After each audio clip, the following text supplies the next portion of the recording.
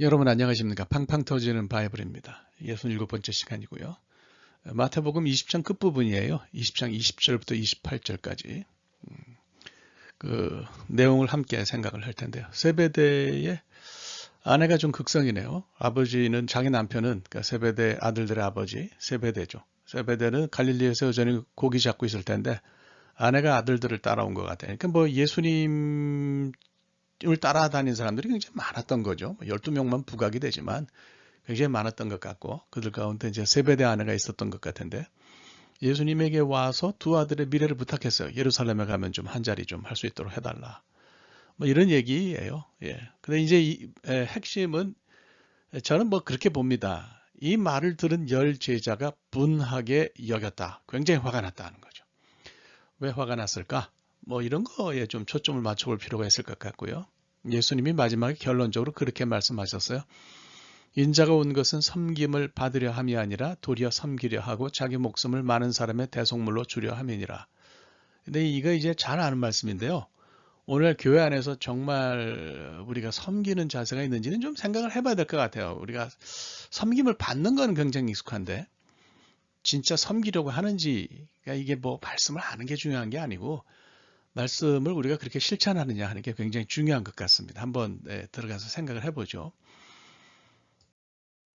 자, 우선 뭐 제가 볼 때 예수님 따라다니던 사람들이 다 예수님을 존경하고 존중하는 것 같았지만 제가 볼 때는 아주 똥꼬집도 대단했고요. 마이동풍이었던 것 같아요. 주님이 뭐라고 하든지 듣지 않는 것 같아요.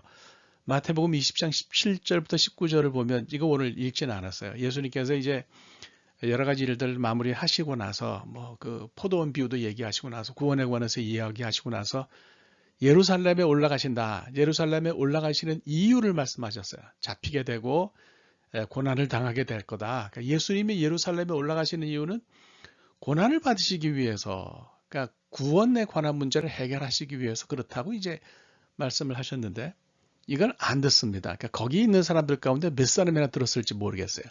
예수님 따라다니던 많은 사람도 안 들었고 세배대 안에도 안 들었던 것 같습니다. 그러니까 이 마태가 요거를 두 개를 연결한 거는 제가 볼 때 의미가 있는 것 같아요. 예수님이 이 말씀 하신 이후에 예루살렘에 지금 고생하러 올라가는 거야. 고난받으러 올라가는 거야. 이 말씀을 하셨는데 세베대 아내가 와서 예루살렘에 가시면 높아지실 텐데 한 자리 부탁합니다. 뭐 이렇게 이제 이야기한 거죠. 주님이 뭐라 하시든지 그거는 상관없이 내가 생각하는 대로 믿는다. 이런 것은 좀 문제가 있죠. 신앙적으로 교회에 여러 가지 문제가 많이 생기는 것은 다 그런 것 때문이 아니냐. 내가 중심인 거예요. 예. 내가 중심이면 다 이런 문제가 생기는 거죠. 신앙이라고 하는 것은 뭐 내 고집은 아니라는 그런 생각이 듭니다. 계속해서 좀 연결을 하면요. 예수님이 제자들을 보시면서 어떤 생각을 하셨냐, 뭐 이런 것도 중요한 것 같아요. 20절을 보면 이 얘기 이제 들었을 거 아니에요. 많이 뭐 그때 무슨 비밀스러운 장소에 가서 예수님에게만 얘기한 것도 아닐 테고 아무도 없는 장소에서 얘기한 것도 아닐 테고 세베대 아내가 이 얘기를 했을 때는 뭐다그 예수님에게 그런 말씀을 할 때에 이제 다 들은 사람들이 있었다는 얘기죠. 그러니까 화가 났어요. 열제자가 보면 열제자가 그걸 듣고 화가 났다 이렇게 이제 이야기를 합니다. 이게 화가 났다고 하는 표현은 아가나크테오라고 하는 그런 표현이에요. 아가나크테오. 아가나크테오는 글쎄요, 뭐 이거는 어떤 뜻일까요? 아가나크테오는 이거는 뭐 그냥 그 말 그대로 아주 기분 나쁘다, 불쾌하다 뭐 이런 뜻입니다. 분하게 생각하다 뭐 그런 뜻이에요. 그 왜 이게 중요해요. 질문을 던지죠. 왜 보냈을까? 뭐 자기들은 엄마가 없어서 와서 대신 얘기해 줄 사람이 없어서 그랬을까? 뭐 하여튼 왜 그랬을까요? 예수님이 분명히 예루살렘에 올라가시면서 사역에 대해서 말씀하셨는데 아니 그렇게까지 이야기하셨는데 또 엄마가 와서 무슨 오해를 하냐 이런 뭘 이해 때문이냐 글쎄요 여러분 어떻게 생각하십니까? 그렇게 보이십니까? 제가 볼 때 정답은 2번 같아요. 자기를 보다 먼저 선수 쳐서 눈치 보고 있는데 그냥 가서 어떻게 하든지 뭐 티내지 않고 나는 뭐 그런 거 아니다. 나는 뭐 그런 사람 아니야. 나는 한 자리 바라고 예수님 따라다니는 거 아니야. 이렇게 말하지만 실제로 속에 있는 생각은 비슷하지 않았을까? 속내는 비슷하지 않았을까? 그런데 땅 하고 터뜨리고 나왔단 말이죠. 세베대 아들들의 어머니가. 그러니까 이것 때문에 좀 불쾌했을 가능성이 있다. 저는 이렇게 보는 거죠. 그러니까 젤러시가 좀 있는 거고요. 질투가 좀 있는 거고요. 그다음에 선수를 빼앗겼다는 거가 좀 불쾌한 거로 생각하면 제자들은 다 비슷했다고 보여집니다. 뭐 거기서 거기 아니었나 뭐 이런 생각이 드네요. 결국 뭐 이제 말하자면 도낀 객긴이고 도토리 키재기인 것 같습니다. 도찐 개찐이라는 말은 표준말이 아니랍니다. 도긴 개긴 이래야 된답니다. 윷놀이 많이 하시죠? 윷놀이 할 때 도나 개나 뭐 도가 나오든지 개가 나오든지 가는 거리가 짧으니까 이제 이런 우리 말이 나왔어요. 제자들은 다 독인 객인이고요. 도토리 키재기인 것 같습니다. 비슷비슷한 것 같아요. 예수님께서 모두를 모아놓고 모두에게 말씀하셨어요. 모두라는 표현은 물론 없습니다. 25절을 보시면 제자들이라고 하는 표현이 있어요. 아우투스, 대명사가 나오는데요. 복수죠, 복수. 복수 대명사예요. 그래서 이제 뭐 제가 볼 때는 그 나물에 그 밥인 거예요. 사람이 다 거기서 거긴가 보고 또 예수님이 참 속 터졌겠다는 생각이 듭니다. 아니 지금 뭐 공관복음서에 의하면 3년을 데리고 다니셨잖아요. 그리고 이제 예루살렘으로 마지막으로 향해서 가는데 이 사람들 속에 있는 생각은 뭐 예전과 달라지지 않았다는 것을 주님이 발견하신 거죠. 뭐 다 아셨겠지만 참 제가 볼 때는 속은 터졌겠다 이런 생각을 금할 수가 없습니다. 그러니까 이런 것을 통해서 예수님께서 다시 한번 예루살렘에 올라가시면서 제자들을 다잡으시는 거죠. 야, 너 이렇게 하면 안 된다. 이렇게 말씀하시는 거죠. 예수님이 올라가시는 목적을 다시 한번 설명하세요. 그게 뭘까요? 바로 섬김에 대해서요. 섬김에 대해서. 아유, 이거 뭐 많이 얘기합니다. 여러분 그 조이라는 말 많이 아시죠? 기쁨, 조이. 그래서 이걸 이제 뭐 그런 얘기 합니다. Jesus first, others second, you third.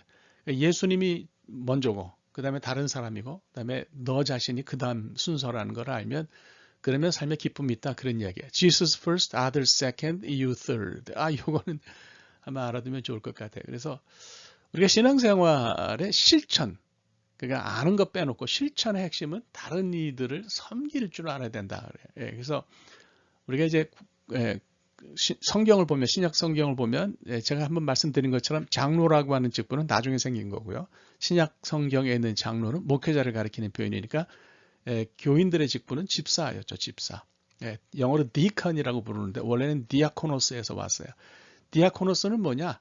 이게 어시스턴트, 에이전트 이런 식으로 표현했지만 테이블 헬퍼예요. 그러니까 교회에서 이제 예배가 끝나면 다 같이 식사를 하잖아요. 공동 식사를 하잖아요. 그러니까 성찬식의 원형은 아가페 밀이라고 해서 다 끝나고 식사하는 거예요. 그러니까 뭘 먹든지 같이 먹으면서 교제하는 게 굉장히 중요하죠.